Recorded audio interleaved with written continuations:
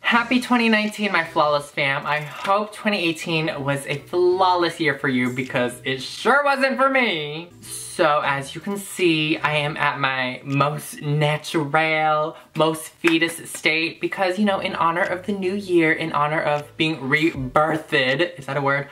I just wanted to show you my authentic self and glow up for this new year because honestly, we've been through a lot together in 2018. So I got my receding hairline on, I got my grease going on, I got my big 6 head going on, I got my girl Petunia here with me. I have glasses because I'm blind. But I just wanted to do a get ready with me and start fresh, glow up for this new year and set some goals and also just review and reflect on the previous year. And I was gonna do a compilation video,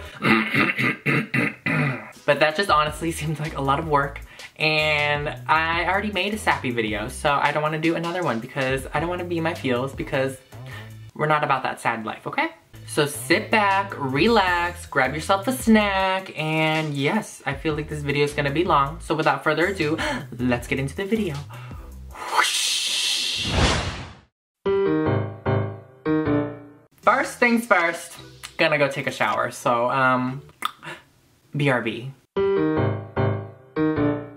Oof, I am now back, showered, moisturized, exfoliated, hair sprayed down, and I literally went from a solid 3 to a solid 5. But don't you worry, we are going to make this into at least a solid 7. So let's get started. As always, if you don't use primer, then do you even love yourself? Kevin, this is not an Instagram makeup tutorial, but I'm just so used to sitting here and filming makeup looks. But anyway, okay, so 2018, where do I freaking even begin? Well, I started the year of 2018 being a senior in college. Oh my God, I'm so old. I'm done with college, y'all. And that was my last quarter. I finished a quarter early because I took credits in high school. And I took an extra credit during a different quarter, and that's how I finished early.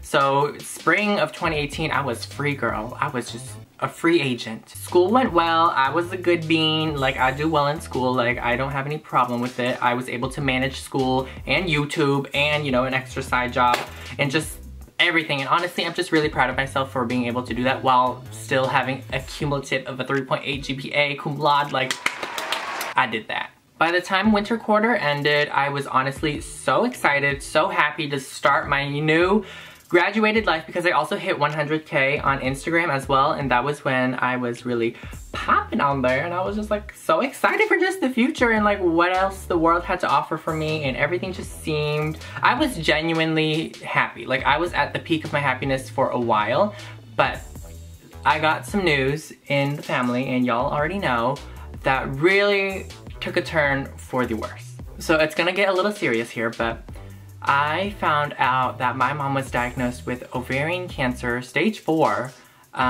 March, I believe. End of February, March. And just coming from that peak of happiness and then all of a sudden hearing such devastating news, it honestly just shook my world. I did not know how to cope with it. I was just in shock because it was so unexpected. It was so out of the blue because she is at the time 47 and she seemed healthy, she seemed happy, no symptoms. I honestly was just so confused and it was a dark time for me. So at the time that she was diagnosed, I actually had a trip to Denver, Colorado to visit my best friend Jake Warden, and I had the time of my life. To be completely honest, it was a great getaway, a great escape from the sad reality back here in Washington. And while I was there, I remember in Colorado, I really wanted to tell him that my mom was diagnosed with cancer, but at the same time, I didn't want to give him the burden of, you know, taking care of me and making sure I was okay. And also, I wanted to use that trip as a way to enjoy life again, you know what I mean? But if you don't know who Jake is my best friend, and he actually started off being a viewer of mine when I made LGBT videos. He was like, oh my God, I'm so inspired by your LGBT videos, and he was a fan of mine. And he somehow won my giveaway where I gave away a FaceTime call, and basically we FaceTimed, and then he FaceTimed me every day after that, and I was like, oh my goodness, and I don't know why, but I picked up every single time he FaceTimed me, and eventually we became friends, and then he surpassed me in YouTube and Instagram, and now I'm so proud of him, and I'm just so grateful for him and his friendship because he has just done so much for me as a person and friend and YouTuber and influencer and all that stuff. And honestly, like, we'll probably do a separate video because I plan on seeing him again soon, just talking more in depth about our friendship. But he honestly has been my rock throughout the entire 2018. So coming back from my trip in Colorado, boop, boop, boop, it was probably around my 22nd birthday. I turned 22 on May 6th. Yes, I know, hard to believe that I'm 22 because I act like a child. I don't act my age. I probably also look younger than 22, thank you, I guess. But I celebrated my birthday with my family at home. I threw a BTS themed birthday party, oh my goodness, and also Taehyung, my bias in BTS, released Singularity, the music video, on my birthday. Like, what a great gift. Like, he's so thoughtful. Honestly, that just made my birthday, and also I just had such a good time with my family and just being around my loved ones and just all that positive energy radiating towards me. It was just so nice. And at this time, we really didn't think much about my mom and her ovarian cancer because we really were hopeful that it was going to get fixed. So during this time, she started her chemo treatment, and from my knowledge, she just needed to take, I think, 3 rounds and then surgery to remove the tumor and then another round or whatnot of chemo, and then it should be okay. But that was not the case. So after my birthday, I was blessed enough to get invited by Milk Makeup to fly over to New York City, which was my very first time going to New York, and it was so much fun because they wanted me to be a part of their Pride campaign and do a whole shoot. And like, I was a model, y'all. Like, girl, yo, daddy here was a model. This was my first ever brand trip, influencer trip. It was just so exciting, and the fact that it was also for an LGBT plus campaign, I just was like, it was meant to be. I also just wanted to add that Milk Makeup, like, not only their makeup company, but the team is so sweet because they have been such a great support system for me throughout this year too of 2018. This year, it's 2019, Kevin. But going on a trip like that, it honestly just reassured to me that what I was doing on the internet gave people value and it was impacting people's lives and that my voice mattered. It was just such an inspiring and eye-opening trip, and I honestly don't know what I did to deserve something like that. Honestly, thank you so much. If you're still watching this, by the way, listening to me rambling about my year, you probably don't care. I don't know. If you do, I love you. Thank you so much for your love and support. If you've been here all the way since 2012, all the way to 2019, I love you. Thank you, thank you, thank you so much. Coming home from that trip, I remember just telling my mom about New York. She was like, how is it like? What's Times Square like? And I'm like, girl, it is not as big as you think. Everything is all up in your face. And just sharing that moment with her and seeing her face light up and being like, wow, I'm so proud of my little bean, my little Kevin bean. It just honestly makes me so happy. And gosh, I miss her so much, y'all. So quick break, we're gonna do a little intermission. I'm gonna do my brows, AKA my boyfriend's, because I can't multitask, so I will BRB. Okay, we are back. The boyfriends are on. Good enough. But continuing on with my 2018 year in review, this was about summertime now, and I actually went to LA for technically my second time, but in my heart it was my first time because I went last year, but it was literally a day trip and I really didn't do much.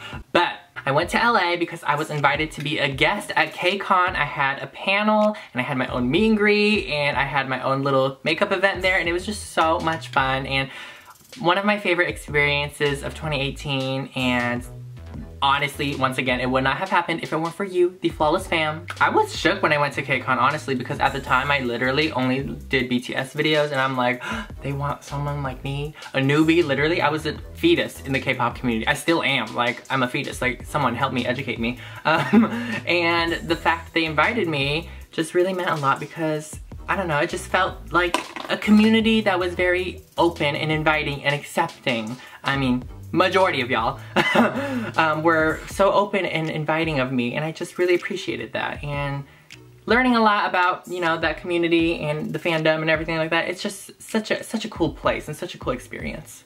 I also was able to go to the concert after KCON, like, oh girl, that was so fun. Listening to all these new artists that I've never heard of and just it was honestly like a bop. And while I was in LA, I got to meet up with my friend Mary, who actually was a follower of mine, and we just started DMing each other because of BTS, and she was like, oh my god, who's your bias? And then we're just talking about them and the boys, and then suddenly we just became friends.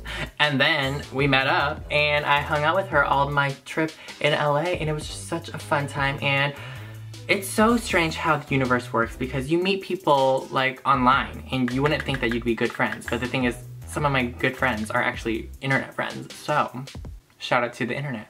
And I felt really guilty going on this trip because at the time I was leaving my mom, and during a place where she wasn't doing her best. Like, she was getting weaker and weaker by the day. And I honestly remember with Mary and with another friend, Nikki, and we were having dinner. We had, I think it was ramen, and I just broke down crying during dinner, during a conversation about our family, and just opening up to them, because in a way they were strangers. Like, I just met them that trip, but opening up to them and having them embrace me with so much love and support to a stranger, it just meant the absolute world to me. And it was something that I really needed, and something I really value and will always remember, because I was in a really rough spot. And the fact that I was able to still do so many things, like going on a trip, posting every day on Instagram, posting twice a week on YouTube, while still having these things happening behind the scenes, it just kind of makes me proud of myself and my strength. But as always, I would have not had the strength if it weren't for the support of everyone around me. I mean, thinking back, I am honestly just a little shocked at how I was still able to manage posting and being consistent and active and engaging with y'all while having stuff going behind the scenes, which just shows you all that you don't know someone's life story. You know, you may see something online and you may think that you know the whole story, but the thing is, you don't. So, as the saying always goes, don't judge a book by its cover, because everyone has a story, everyone has their own struggles, so please be nice to one another, everyone, okay? So just be nice. It's not that hard. So after LA, it was my mom's 48th birthday on September 1st, and the entire family came over to celebrate with her, and it was such a heartwarming moment and experience, because just to see the amount of love and support, not only for her, but also our family, it really meant a lot to me, because I will always know that I have these people to fall back on whenever I need something or need them, because sometimes you never really see that, or you notice it, or you forget about it and you take things for granted, but when it's right there in front of your face, it finally clicks again, and you take a moment to reflect and you think, wow, I really am loved, I really am valued. And I feel that that's something that you don't really think about on a daily basis, you know, about your aunts, your uncles, your great aunts, your great uncles, your second cousins, third cousins, you know what I mean? Like, you don't think about that kind of stuff. You don't think that you have love and support. You think it's just your immediate family, or you think it's just your close circle, but it goes beyond that circle. And I feel that that's something that I learned a lot this past year, is that there is just so much love and support if you are open to it, and if you look for it, and if you know, are mindful of it. So at the end of September, my mom unfortunately passed away at age 48 on September 30th, 2018, which I find it kind of interesting, because she was born on September 1st and she passed away on September 30th, the last day and the first day of the month. And I'm gonna be completely honest, when she passed away, I didn't cry. I was just kind of expecting it, because it's so, I don't wish this upon anyone, but being in the room that she was in, being taken care of, and seeing her every single day just deteriorating and just getting weaker and weaker, you kind of just see it coming, and everyone just kind of senses it, but it's such a weird feeling. I'm still sad about it, and I'm honestly just so frustrated, because life was just going so smooth at the beginning of 2018, and then all of a sudden you just get this terrible news, and just this happens, and just even now I'm still a little annoyed and like just frustrated, and just like, are you serious? Like, that's just how I feel, honestly. Like, are you serious? Like, this is my life now? Like, this is happening? Like, that happened? Like, I don't know why, but I feel like it's so hard for me to cry on camera, but there's at least one day every single week since she passed away that I just lose it. There's always this moment where something just triggers it. And I just think back to all the times where she could have been here and she could have been in this moment and done this, said that, and experienced something with me and something that I could share. And it's such a weird feeling. Once again, I won't stop talking about this because it's such a traumatic experience and such a big moment in my life that really shaped who I am right now. And I just think that opening up and being vulnerable about it just really helps alleviate the pain, and it also hopefully inspires some of you to share your feelings, because I don't think it's healthy to bottle things up. It's been 3 months now and it's just such a weird thing. Like, I'm okay now, but like I said again, there will be moments and times where something will trigger it and I will just lose it, and it's probably gonna be like that for the rest of my life. And you know what? That's okay. It's okay to not be okay, but it's just so sad because my sister's 18, I'm 22. Yeah, there are other people that lose their family members, you know, at a younger age, but this is my experience. This is my story, and it's not a good one. But despite all of the sadness, I found strength and light throughout this whole experience by this love and support around me and within myself. And I feel that because of my self-love and because of knowing who I am and knowing what I'm capable of and knowing what my mom gave me in order to thrive in this world, in this very chaotic world, I felt so confident that she gave me what I needed, and I have what I need to be able to live in this world and survive and just thrive.